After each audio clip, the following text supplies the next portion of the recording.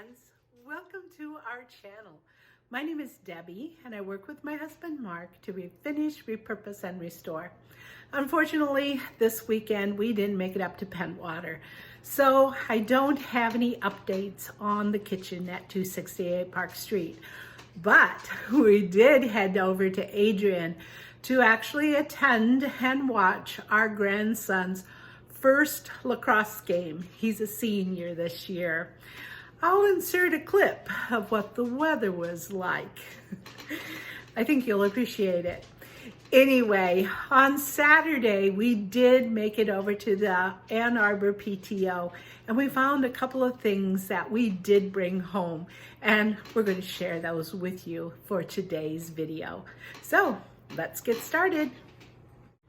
So today I did a little thrifting. I went to the Ann Arbor PTO and I spent $22 on the items you see on this table. So now I'll tell you exactly what I paid for each one and what I plan to do with them. The first thing I found was this Pentwater notepaper holder, which is bronze. It is very heavy. It does have a P on it. The P is going to be for Pentwater. It's not for my last name. I didn't find any marks on it anywhere. There is a place for a pen, so I just need to find a nice pen. But I thought that would look nice on one of the main tables at the Pentwater house. The next thing I found were these candlesticks. They have Japan and Hamilton Artware marked on the bottom. I don't know whether they're pottery or I believe they're pottery. They're in excellent shape. There are no chips, no cracks. And I'm just trying to find out a little bit more about them. Tried to look them up on eBay. If anybody knows the time period, I'm kind of guessing around the 1940s. I'd appreciate any information that you would share, and they cost me $1.50 a piece. And here is where I'm using the candlesticks that I got. I think they go nicely with my St. Patrick's Day decor. There's one of my little pixies, and there's the candlestick. The electronic candlesticks actually fit nicely into the holders. And I think it looks nice on the mantelpiece. Now I like old books, and I like old books for a couple of different reasons.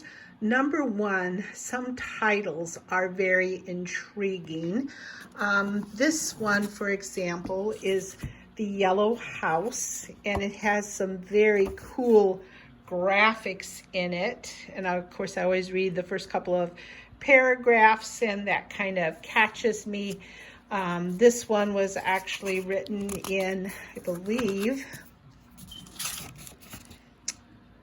copyright 1912, but I also buy them because of the colors.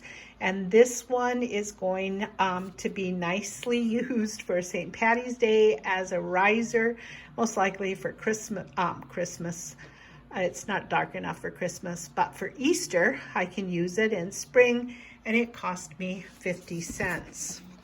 The robe is actually a Easter story that I've always enjoyed.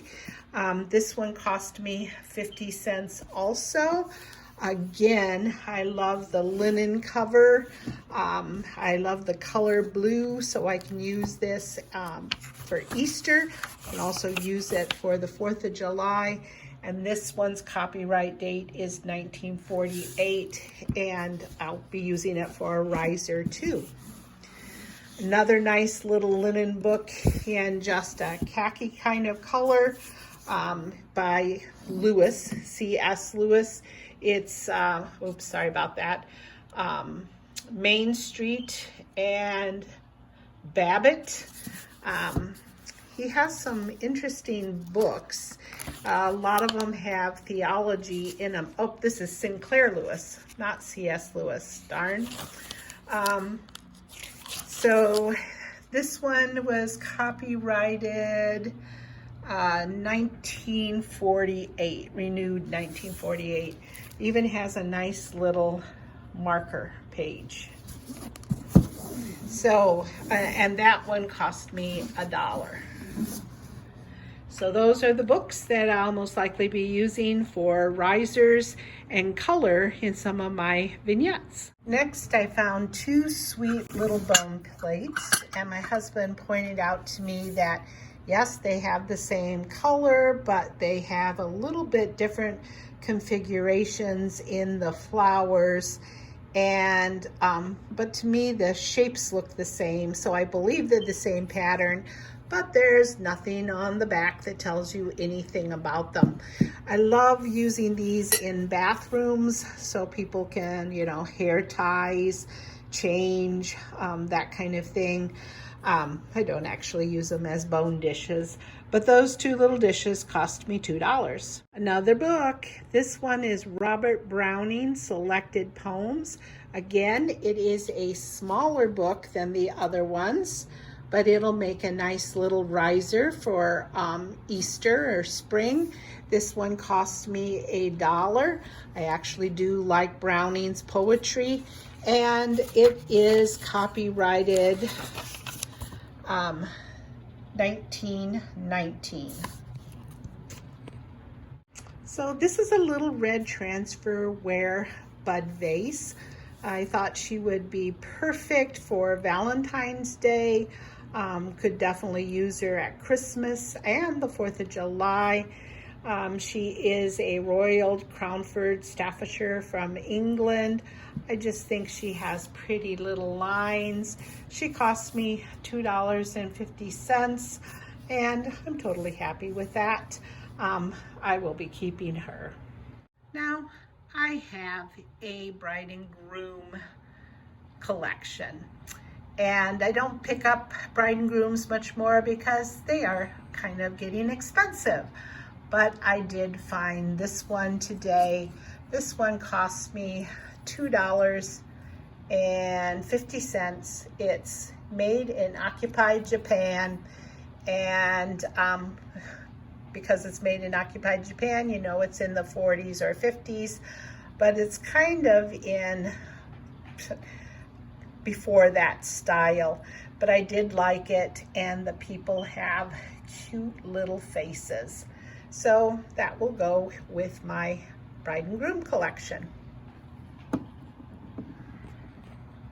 So I inserted the new little bride and groom that I found at the Ann Arbor PTO on my shelf with my golden anniversary, my silver. I've got one more year until I have my golden, and a 1960s bride and groom, as well as some of my husband's paperweights. Now, I don't have a very big Girl Scout collection, but I do have a few things. And when I saw this little brownie purse, I couldn't resist it. It was $1, and the reason why is its little clasp is broken. But otherwise, this little purse is in perfect condition. So I picked her up. She will go with the rest of my Girl Scout collection. Inside is also a little brownie boa, of whatever those are called, that go around the neck.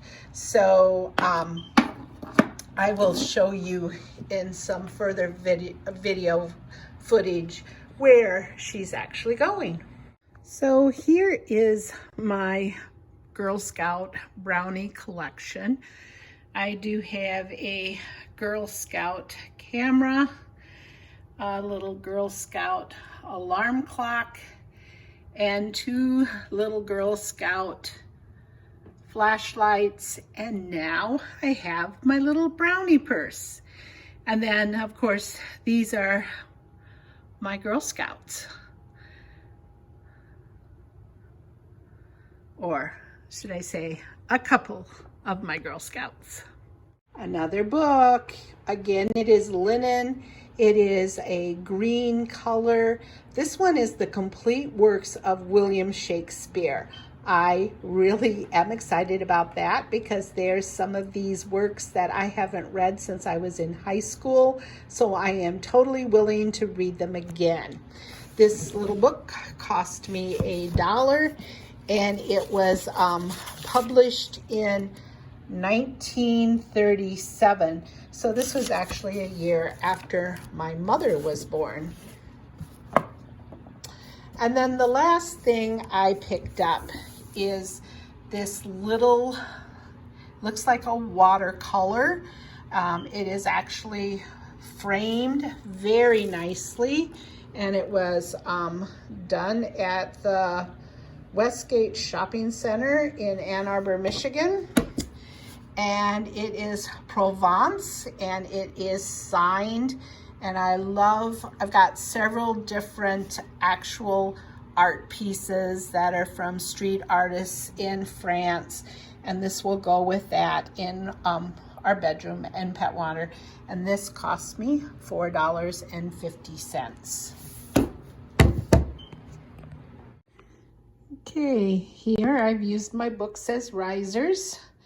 So I've got the Shakespeare and the Yellow House over there, as well as a book I got a while ago, The Bridges of Madison County. I found myself a plant for $4 that I can't kill. And I do have to give a shout out to my friend Linda Loker, who makes these adorable little leprechauns out of clay. She does Santas and witches and all of those kind of things. Her products are sold at Naughty Me in Pinckney, Michigan. And then just a little alarm clock and one of my St. Patty Day Lizzie Highs. Makes a nice little display. Thank you for joining us today. I hope you liked our video. What was the favorite thing that you saw that we found at the Ann Arbor PTO?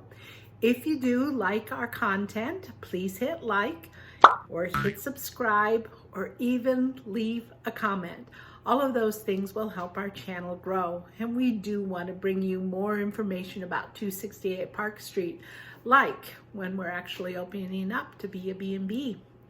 With that being said, we'll see you in our next video. Bye.